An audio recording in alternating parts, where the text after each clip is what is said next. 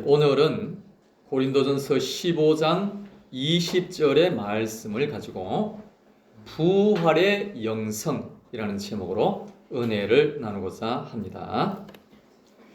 사람들은 모두 다 소원을 가지고 있습니다. 여러분의 소원은 무엇입니까? 사람들에게 각각 한번 물어봅니다. 당신의 소원은 무엇입니까? 저의 소원은 통일입니다. 이렇게 말하는 분은 요즘 참 찾아보기가 어렵습니다. 대답들이 참 다양한데요. 어느 초등학생이 이렇게 소원을 이야기했습니다. 나는 사장이 되는 것이 소원입니다. 아니, 그 어린 초등학생이 왜 사장이 되는 것이 소원이라고 말했을까요? 이 아이가 보니까 자기 아버지가 직장에 열심히 다니면서 고생을 많이 하는 겁니다. 그런데도 가정의 경제 상황은 녹록치가 못합니다. 그런데 아버지가 하는 이야기를 들어보니까 자기 회사 사장님은 좋은 차를 타고 다니면서 허구한 날 골프 치러 다닌다라고 하는 겁니다. 그래서 이 아이는 아버지가 정말 고생하는 것을 보니까 너무 마음이 아픈데 자기는 아버지처럼 회사원이 되지 않고 사장님이 되어서 풍족하고 여유 있게 살고 싶다. 그러한 의미로 사장님이 되는 것이 소원이라고 말을 한 것입니다. 그리고 옛날 청년들에게 물어보면 좋은 사람과 연애하고 싶다. 그렇게 말들을 가장 많이 했습니다. 그런데 요즘 청년들에게 물어보면 취업이 얼마나 어려운지 좋은 직장에 취업하는 것이 소원입니다. 라고 말하는 청년이 더 많다고 합니다. 중년층에게 물어보면 집 한 채 마련하는 것이 소원입니다. 정년 퇴직할 때까지 잘리지 않고 잘 다니는 것이 소원입니다. 자식들이 잘 되는 것이 소원입니다. 참으로 다양한데 요즘은 세계 여행 다니는 것이 소원입니다. 라는 소원도 순위 안에 들어왔다고 합니다. 어르신들에게 물어보면 안 아프고 건강한 것이 소원입니다. 자식들이 건강하고 화목하게 잘 사는 것이 소원입니다. 이런 말씀들을 가장 많이 하십니다. 그런데 진짜 소원이 무엇입니까? 라고 하면서 진짜라는 말을 넣어서 물어보면 다들 당황해 하십니다. 내가 진짜 원하는 것이 무엇일까? 사랑하는 여러분, 실제로 사람들이 마음 깊은 곳에서 진짜 간절히 원하는 것은 무엇일까요? 그것은 죽지 않는 겁니다. 돈이 없으면 스트레스 많이 받습니다. 건강이 좋지 않아도 걱정 많이 하게 됩니다. 자녀들이 잘 안 되면 얼마나 마음이 쓰입니까? 그런데 이보다 더 큰 두려움과 걱정이 있는데 바로 그것은 죽음이라는 것입니다. 사람은 태어날 때부터 죽음이라는 두려움을 가지고 태어납니다. 그래서 어린 아이들조차도 위험에 처해지면 두려워하고 놀라게 되는 것이죠.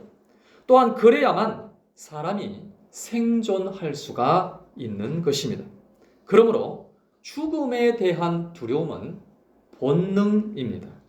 그래서 사람에게 있어서 가장 큰 욕구는 살고자 하는 욕구입니다. 물론 다른 욕구들도 매우 강력합니다. 그러나 그 모든 욕구들보다도 죽지 않고 살려고 하는 욕구가 가장 큰 욕구입니다.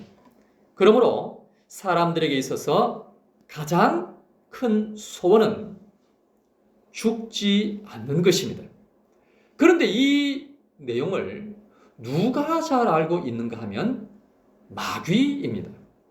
마귀는 사람의 본능을 너무나도 잘 알고 있습니다. 그래서 죽지 않는 길이 있다라고 하면서 그들을 유혹합니다.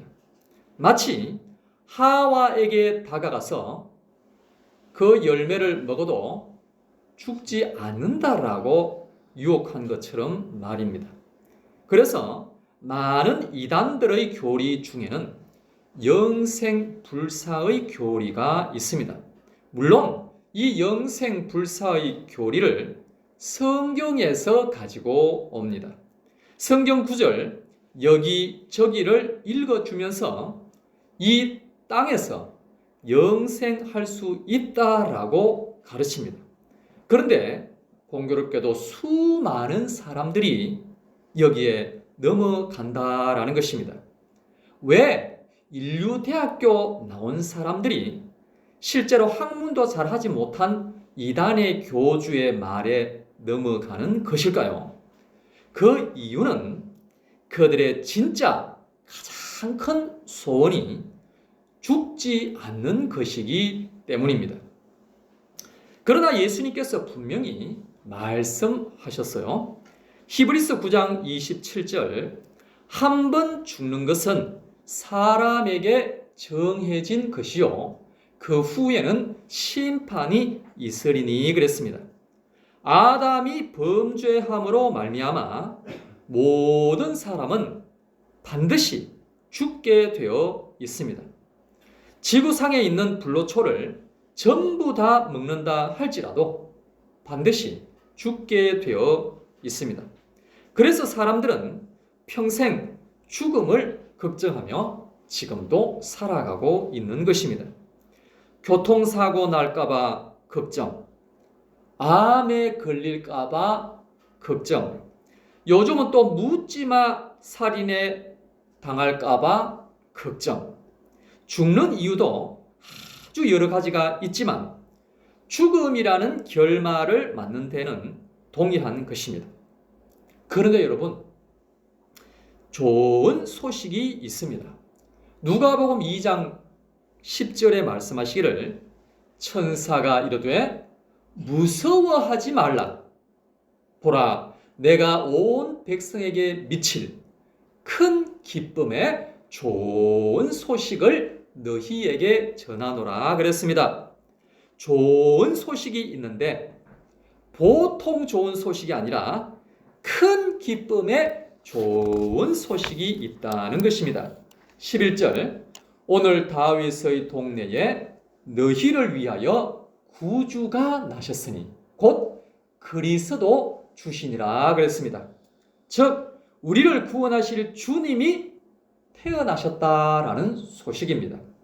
사랑하는 여러분, 모든 사람은 아담의 범죄로 사망이 왔습니다.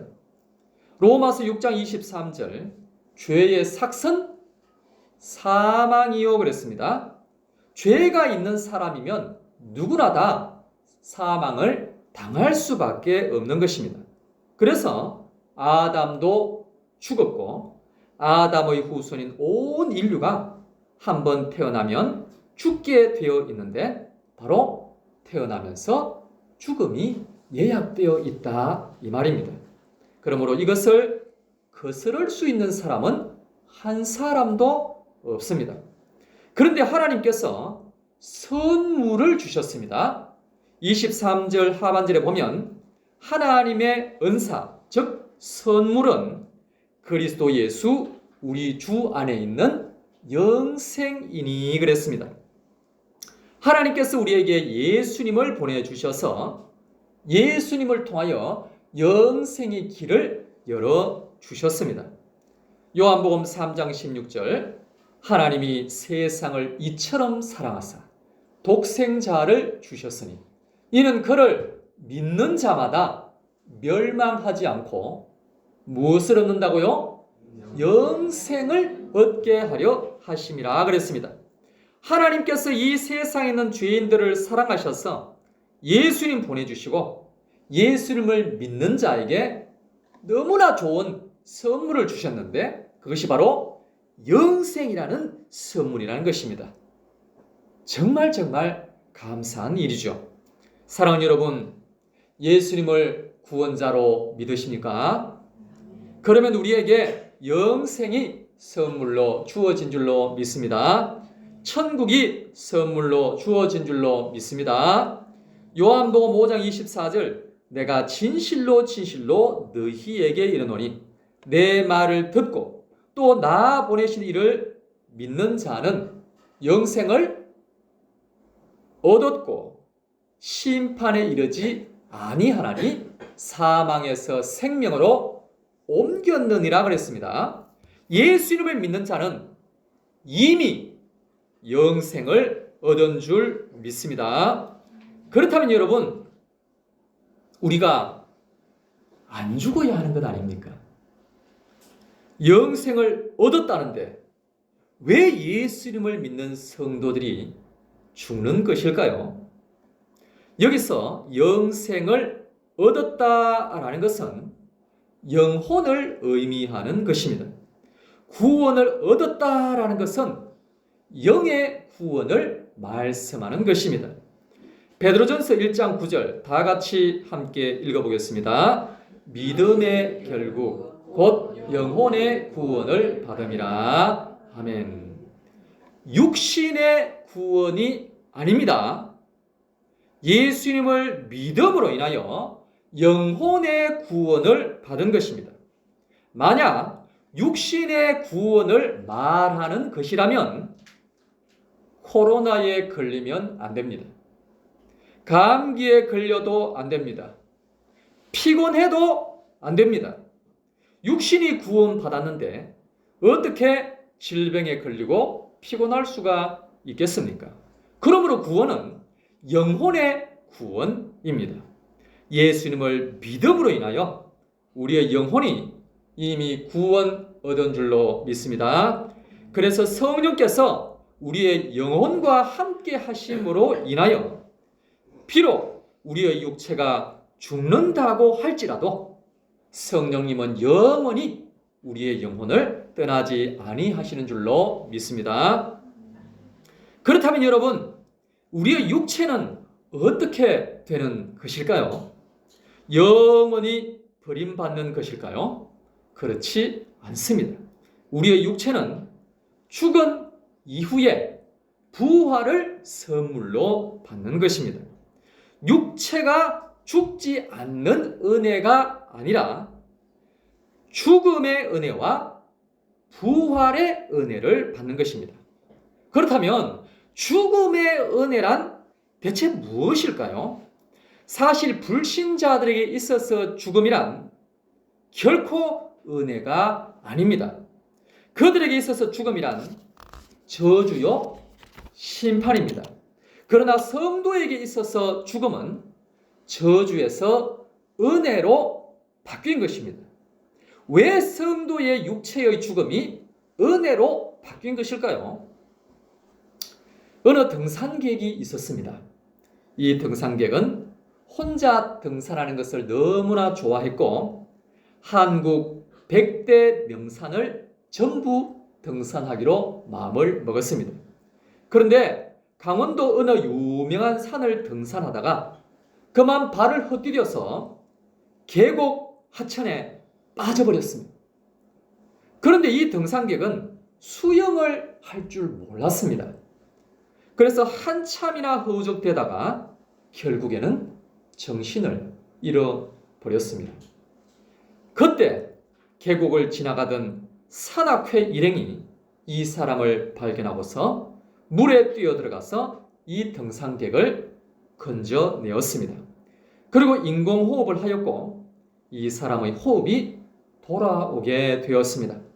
만약 산악회 일행이 거기서 지나가지 않았더라면 정말 이 사람은 완전히 죽을 뻔했던 것입니다. 이후로 이 등산객은 삶이 얼마나 소중하고 참으로 신비로운 것인지를 다시 한번 생각하게 되었고 남은 여생을 정말 기뻐하며 살 수 있게 되었다라고 했습니다. 사랑하는 여러분, 천국에 있는 성도들은 어떤 사람들일까요?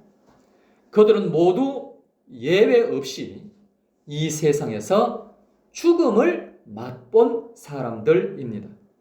그리고 천국에서 새 생명을 얻어서 영생을 하고 있는 것이지요.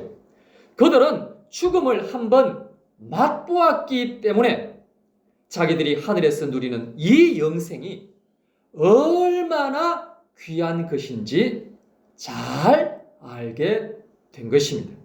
그래서 이 영생이 더욱더 기쁘고 감격스럽게 된 것이지요. 이를 위하여 하나님은 믿는 우리에게도 여전히 육체의 죽음을 허락하시는 것입니다. 어디 우리뿐입니까? 하나님의 본체이신 예수님께서도 죽음을 맛보게 하셨습니다.